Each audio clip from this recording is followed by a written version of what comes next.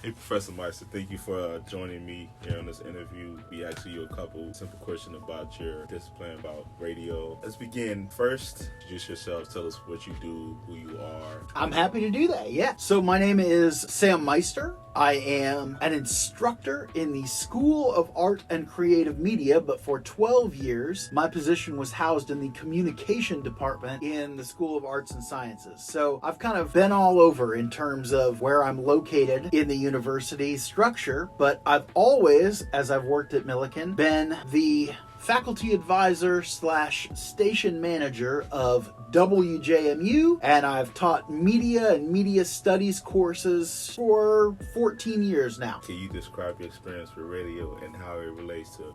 Sure. So I have been involved in college radio in one form or another for 17 of the last 19 years. I started as a college freshman in fall of 2004 at WGRN 89.5 in Greenville, Illinois at Greenville Christian College. I did a radio show of various kinds. I sort of started out doing what most students do, which is just introing and outroing songs and getting a feel for the equipment. And then for 2.5 years, I did a program called Rock Talk, where I primarily played rock music and talked about rock and roll genres and all kinds of elements from psychedelia to punk to post-new wave and things like that. But I have always been a lover of commercial radio, but I've never wanted to work in commercial radio because my true passion is for non-commercial radio. I like listener-supported radio. I like student-run media. I like public radio. I am continually disappointed by the corporatization of commercial radio, and so as it has moved further and further away from my tastes, I have moved further and further away from it. And so while broadcasting in general is still a major part of what I love, I'm really happy to be housed in an educational environment where it's not that there are no financial concerns, but at least I don't have any commercial sponsors that I am beholden to. I'm beholden to the university and its charge and its mission, and I hope that WJMU is a reflection of that in some ways. What types of radio equipment and software tools do you work with, and the ones that you're most proficient with, and have you used them in previous roles? In terms of software, there are two pieces of software that I work with that are what keep WJMU on the air in terms of running a rotation of music and public service announcements and event promos and station IDs and things like that. And they are Skyla Producer and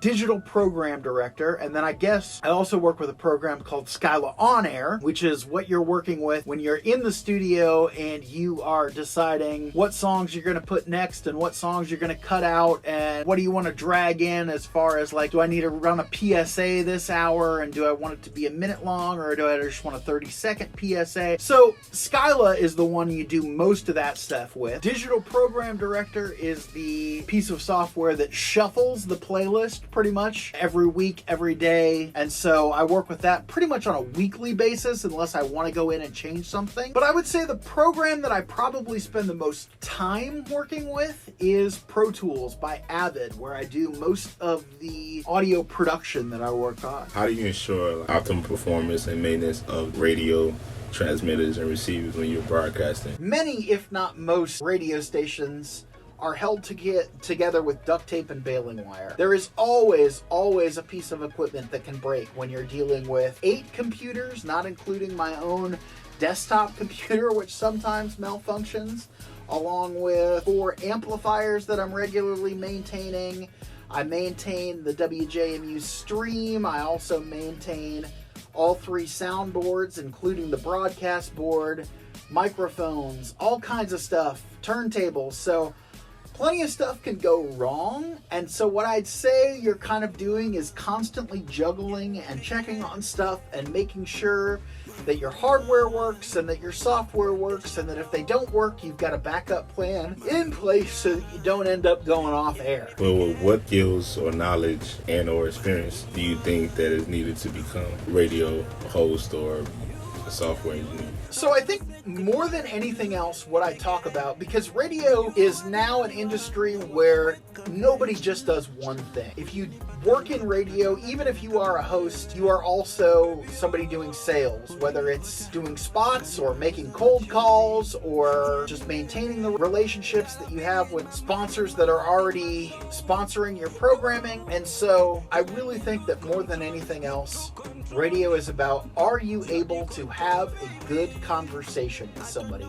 Are you able to talk to somebody about something in a way that would make a person who isn't physically in the room interested in what you have to say? And so some of that is things you're responsible for announcing on air, and some of it is saying this is something that I think people will be entertained by, or saying it's something that I don't know if people will be entertained by this, but I've got to put it out there and I've got to get it on the air for whether it's a sponsor or whether it's an organization or something like that. So, do you have an ability to make a conversation interesting? Do you have that dynamic? Before we wrap it up, I have one last question for you. Give me an overview of what challenges you think you may face as a radio host and what is the sources. As a radio host, your challenge is always going to be a question of, are you leading the audience or are you following the audience? And there are sometimes it's appropriate to do one, and there are sometimes that it's appropriate to do the other. You have to figure that out and find that balance kind of constantly. And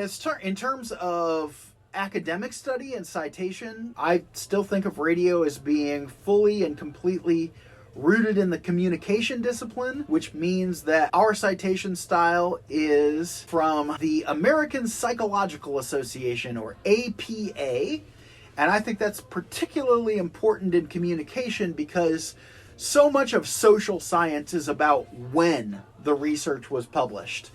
If you're citing a study about education and the study was done in 1950, well, then you don't have any valid claims to cite that study unless it's for context and you're looking back and saying this is what people thought in the 1950s when many schools in the United States weren't even integrated. And so how can you say that's representative of what education is like today? The world has changed so dramatically, let alone schools. And so what I like about APA and what I've always thought is the value of it is it emphasizes when the research was done and it de-emphasizes the gender of the person who did that research by taking out all first names in citations. Thank you for your time, sharing this wonderful information, other ways to become a radio host. Well, it was my pleasure. I was glad to sit down with you, AD.